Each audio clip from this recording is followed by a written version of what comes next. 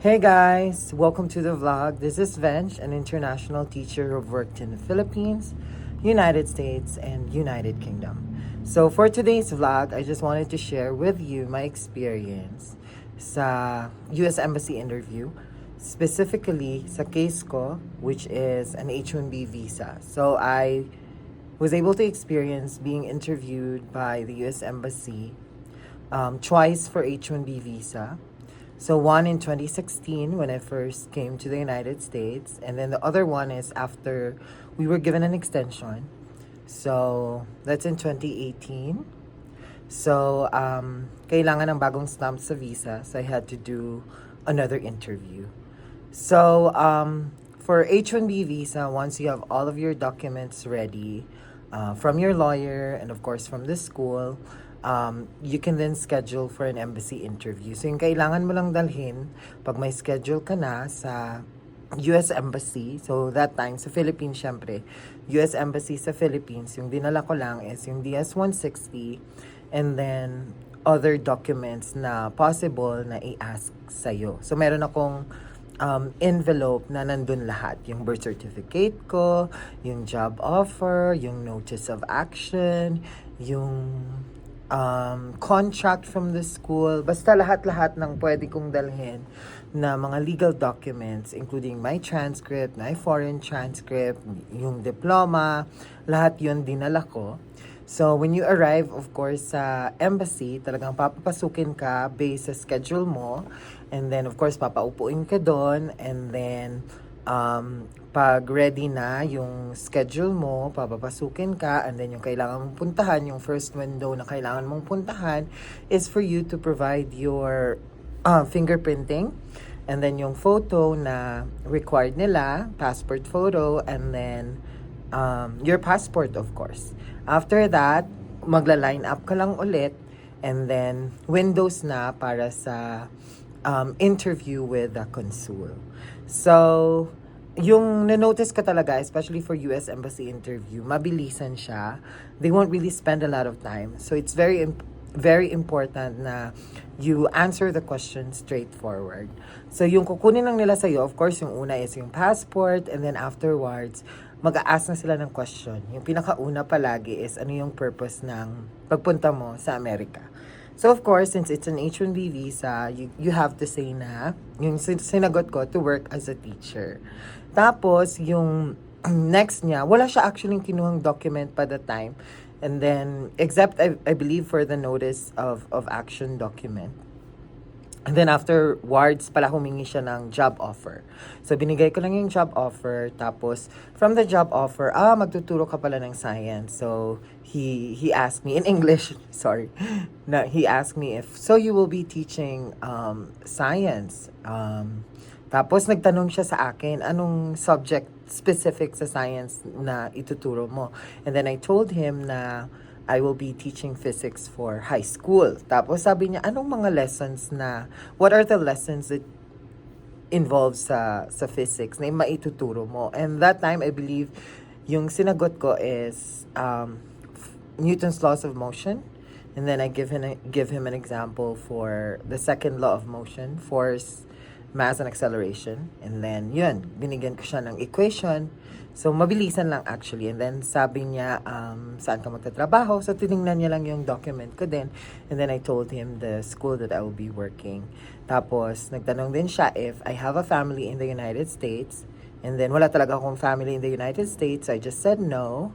And then, the last question that he asked me is, you know, what will you do after the visa ends? And then, I just told him that I will go out of the United States, I will go home. So, yun lang. So, very straightforward.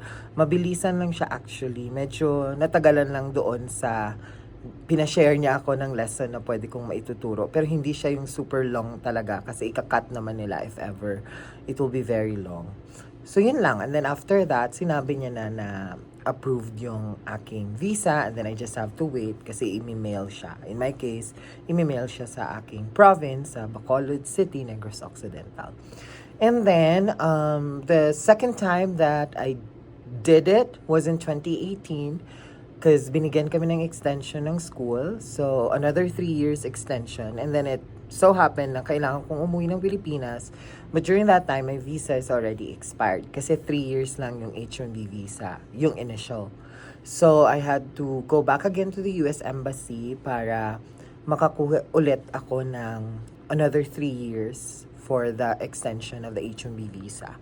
So, doon naman, ganun pa rin. Actually, very simple lang yung question. Same school ka rin ba magtatrabaho? Yun lang yung mga tanong.